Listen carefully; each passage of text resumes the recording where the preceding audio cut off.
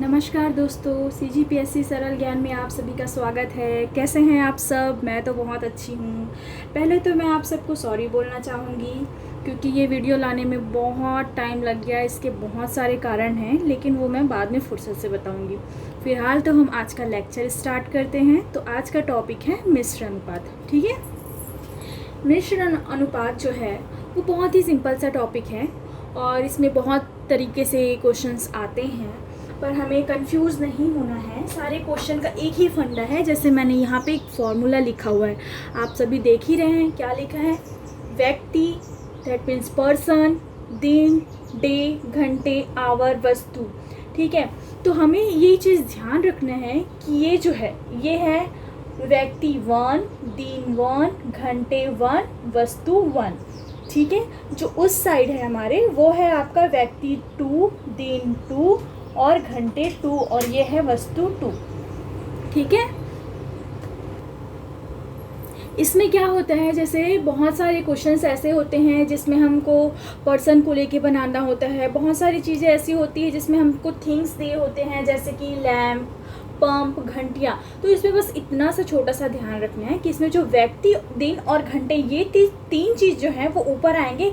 इसके अलावा जो भी चीज़ होगा, जैसे पंप या लैम्प या घंटियाँ, ये सारी चीज़ें जो हैं वो हमारे नीचे आएगी। जहाँ पे वस्तु लिखा है ना, वस्तु 1 और वस्तु 2। तो चलिए आप लोग ये फॉर्मूला समझ ही गए होंगे, तो हम अपना क्वेश्चन स्टार्ट करते हैं। ओके, देखिए मैंने यहाँ पे एक क्वेश्चन लिखा है। ठीक है, यदि 20 व्यक्ति किसी कार्य को 20 दिन में समाप्त कर सकते हैं जो भी है। ठीक है, तो 25 व्यक्ति इस कार्य को कितने दिन में समाप्त करते हैं? जैसे कि हमने स्कूल में पढ़ा था कि 20 व्यक्ति इतना है, तो फिर अगर एक व्यक्ति इतना है तो उसको उससे इंटू करो, फिर उसको डिवाइड करो। तो यहाँ पे हम लोग को जो फॉर्मूला दिखाया गया था उसमें, तो आप पीछे जैसे फॉर्मूला में जाएंगे तो वहाँ पे क्या था, व्यक्ति इंटू दिन इंटू घंटे। यहाँ पे व्यक्ति है तो हमारा फर्स्ट कितना है, 20। ठीक है, इंटू फर्स्ट व्यक्ति हो गया 20।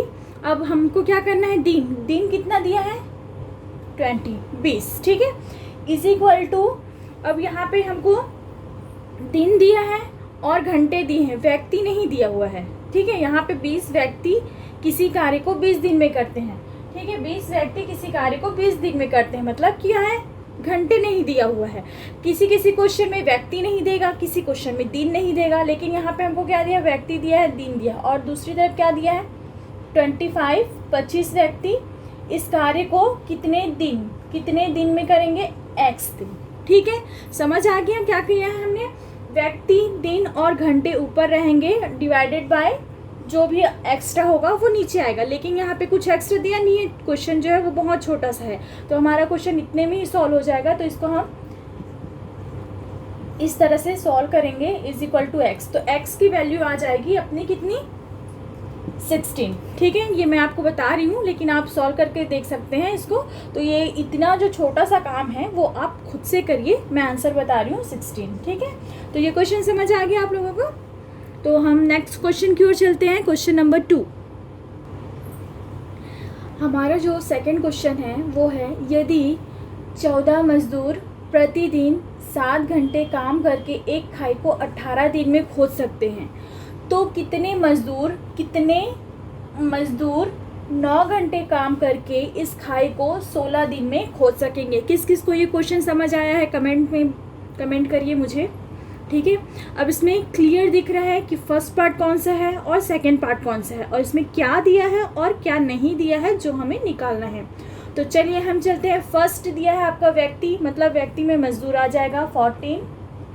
ठीक है, अब उसके बाद क्या आता है, घंटे दिया है कितना, 7। ठीक है, दिन कितना दिया है, 18। ठीक है, अब सेकंड तरफ क्या दिया है, कितने मजदूर। ठीक है, सेकंड व्यक्ति है जो हमें निकालना है, तो वो हो जाएगा आपका x। ठीक है, कितने घंटे दिया है, 9 इंटू कितने दिन, 16। ठीक है, सिंपल सा इक्वेशन है जो हम लोग बहुत ही कम क्लास में थर्ड फोर्थ में आई थिंक फोर्थ फिफ्थ में हम लोग ये सब सीखते हैं कि कैसे इसको ट्रांसफ़र करके सॉल्व करना है। तो यहाँ से हमको x की वैल्यू निकालनी है, तो ये इधर से सॉल्व हो जाएगा। तो यहाँ पे x की वैल्यू आ जाएगी आपकी 21। किस को समझ में नहीं आ रहा है कि x की वैल्यू 21 आ रही है, तो आप लोगों को एकदम बेसिक्स मैथ्स पढ़ने की ज़रूरत है। वैसे यहाँ पे देखिए, यहाँ ये आपका दिया हुआ है, ये इन दोनों को इस तरफ ट्रांसफ़र कीजिए, सॉल्व कीजिए। मैं सॉल्व इसलिए नहीं कर रही हूँ क्योंकि सॉल्व करने में फिर मुझे थोड़ा सा और टाइम लग जाएगा। एक तो मैंने बहुत दिनों बाद ये क्वेश्चन स्टार्ट किया है। तो फिर अब हम लोग चलते हैं नेक्स्ट क्वेश्चन की तरफ, क्वेश्चन नंबर 3। ओके, देखिए हमारा थर्ड क्वेश्चन क्या बोलता है। समान क्षमता वाले 14 पंप एक पानी की टंकी को 6 घंटे में भर सकते हैं। यदि टंकी को केवल 4 घंटे में भरना हो तो कितने अतिरिक्त पंपों की आवश्यकता होगी। मैंने बताया था अभी आपको जब फॉर्मूला बताया था तो कि व्यक्ति, पर्सन, कभी कभी हमको पंप, लाइट, लैम्प कुछ भी पूछ सकता है, पर उससे घबराने वाली बात नहीं है। हमारा फॉर्मूला यहाँ पे बन जाएगा पंप इंटू घंटा, पंप इंटू घंटा। ये आपका फर्स्ट है और ये आपका सेकंड है, ठीक है। पंप कितने हैं फर्स्ट में 14, इंटू घंटे कितने हैं 6। पंप 2 कितना है, पंप 2 हमको दिया हुआ है नहीं, वही हमको निकालना है कि कितने पंप लगेंगे, तो वो हो जाएगा x, और घंटा कितना है 4। तो यहाँ पे हम x की वैल्यू निकालेंगे, तो x की वैल्यू आ जाएगी आपकी 21, ठीक है। x की वैल्यू आ गई आपकी 21। तो ये क्या है, ये है आपका पंप 2, ठीक है। लेकिन इसमें पूछा गया है कि कितने अतिरिक्त मतलब कितने एक्स्ट्रा पंपों की आवश्यकता होगी। यहाँ पे एक छोटा सा लाइन जो है वो एक्स्ट्रा ऐड किया हुआ है कि कितने अतिरिक्त। तो अभी हमारे पास कितने पंप हैं 21 जो हमने निकाला है, और पहले हमारे पास कितने थे 14। दोनों को हम माइनस करेंगे तो कितना आ जाएगा 7। तो ये हमारा आंसर है कि एक्स्ट्रा जो पंप है कितने हो जाएंगे 7, ठीक है। किसी को अगर इसमें कुछ समझ नहीं आया हो तो मुझे कमेंट करके बताइए। चलिए अब हम अपने नेक्स्ट क्वेश्चन की तरफ चलते हैं, क्वेश्चन नंबर 4। हमारा जो नेक्स्ट क्वेश्चन है 4, वो ये बोल रहा है कि एक ठेकेदार ने किसी कार्य को 40 दिन में पूरा करने का ठेका लिया। उसने आरंभ में 100 व्यक्ति कार्य पर लगाए तथा 35 दिन बाद 100 व्यक्ति और लगाकर समय पर कार्य पूर्ण कर लिया। यदि वह अतिरिक्त व्यक्ति कार्यरत नहीं करता तो ठीक समय से कितने दिन बाद कार्य समाप्त होता, ठीक है। तो यहाँ पे किसको क्वेश्चन समझ नहीं आया है, क्वेश्चन दिख बहुत लंबा रहा है। ऐसे क्वेश्चन पीएससी में, व्यापम में आते हैं क्योंकि इनके जो सॉल्यूशन होते हैं वो बहुत ही सिंपल होते हैं, 1 सेकंड में हो जाते हैं। जैसे कभी भी ठेकेदार या वर्क का इस तरह का क्वेश्चन आता है तो आपको बस ये नहीं देखना है कि उसने कब आरंभ किया, कब फिनिश किया या ख़त्म किया।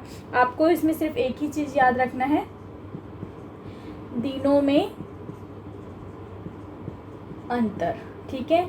ये आपका आंसर है, दिनों में अंतर कितना है, यहाँ पे आपका 40 है और यहाँ पे कितना है 35, दोनों का अंतर हो जाएगा 5। तो ये है आपका आंसर, ठीक है। आपका आंसर अतिरिक्त व्यक्ति कार्य नहीं करता तो ठीक समय में कितने दिन बाद कार्य समाप्त होता, तो 5 दिन बाद कार्य समाप्त होता, ठीक है। अब चलते हैं हम अपने नेक्स्ट क्वेश्चन की तरफ, क्वेश्चन नंबर 5। क्वेश्चन देखिए, पूछ रहा है कि एक सैनिक शिविर में 95 सैनिकों के लिए 200 दिन में 95 सैनिकों के लिए 200 दिन का खाना है, ठीक है। खाद्य सामग्री मतलब भोजन, खाना। 5 दिन बाद 30 सैनिक दूसरे कैंप में चले गए मतलब खाली हो गए, मतलब माइनस, ठीक है। अब यह खाद्य सामग्री कितने दिन तक चलेगी। जब भी इस टाइप के क्वेश्चन आए कि सैनिक है या कहीं पे स्कूल में बच्चे हैं, इतने बच्चे थे, इतने बच्चे चले गए, या इतने सैनिक हैं, इतने सैनिक चले गए, तो हमको ये फॉर्मूला याद रखना है। बहुत छोटा सा सिंपल सा फॉर्मूला है, ठीक है। अब इसमें ये प्रथम व्यक्ति क्या हो गया आपका 95, ठीक है। प्रथम व्यक्ति मतलब पहले वाले सैनिक कितने हैं 95, इंटू दिनों में अंतर। दिनों में कितना अंतर है, पहला कितना है 200 और दूसरा दिन कितना था, 5 व्यक्ति चले गए थे 5 दिन बाद। पहले कितने 200 दिन का खाद्य सामग्री था, और 5 दिन बाद 30 सैनिक दूसरे कैंप में चले गए। ठीक है, तो पहले प्रथम है कितना 95 चले गए, मतलब माइनस, यहाँ पे मैंने माइनस प्लस इसलिए लिखा है क्योंकि अगर आ गए तो प्लस करना है, अगर चले गए तो माइनस। तो 95 माइनस कितने हैं 30। अब इसको सॉल्व करेंगे तो इसका आंसर आएगा, चलिए मैं आप लोग को 5 सेकंड का टाइम देती हूँ, फटाफट सॉल्व कीजिए कि कितना आंसर आएगा, कितने दिन। 1 2 3, चलिए काउंट कीजिए। इसको सॉल्व करेंगे तो आपका आंसर आएगा, चलिए मैं ही बता देती हूँ, 285। ठीक है, सॉल्व तो आप लोगों को करना पड़ेगा, लेकिन क्योंकि एग्ज़ाम में मैं नहीं आऊँगी, आपको खुद सॉल्व करना है। मैं आपको ये फॉर्मूला बता रही हूँ, लेकिन आपको माइनस प्लस इंटू डिवाइड ये खुद करना है। ठीक है, तो इसका आंसर आ गया 285। किस किस को ये क्वेश्चन समझ आया, नहीं आया है तो आप लोग मुझे कमेंट बॉक्स में कमेंट कर सकते हैं। ठीक है, जैसे कि मैं ये जो मैं अभी मैथ्स के क्वेश्चंस पढ़ा रही हूँ आप लोगों को, ये है आपके CGPSC के लिए है, व्यापम के लिए है, और छोटे मोटे एग्ज़ाम जो सरकारी गवर्नमेंट एग्ज़ाम होते हैं उनके लिए है। लेकिन मैं मैथ्स के साथ दूसरा सब्जेक्ट भी स्टार्ट करना चाहती हूँ, तो आप लोग मुझे कमेंट करके बताइए कि मुझे कौन सा सब्जेक्ट स्टार्ट करना चाहिए। आप लोगों को क्या लगता है कि कौन सा अच्छा सब्जेक्ट है जो मैं और पढ़ा सकती हूँ। जैसे आप लोग को सिलेबस तो पता ही होगा PSC और व्यापम का, तो आप लोग सिलेबस देखिए और मुझे कमेंट करके बताइए कि मैं अब नेक्स्ट जो सब्जेक्ट है वो कौन सा स्टार्ट करूँ। मेरा वीडियो पसंद आया है तो आप लोग लाइक कीजिए, शेयर करना चाहते हैं तो शेयर कीजिए, और प्लीज़ सब्सक्राइब करना ना भूलिए। ओके, आज का क्लास मैं यहीं समाप्त करती हूँ। Thank you.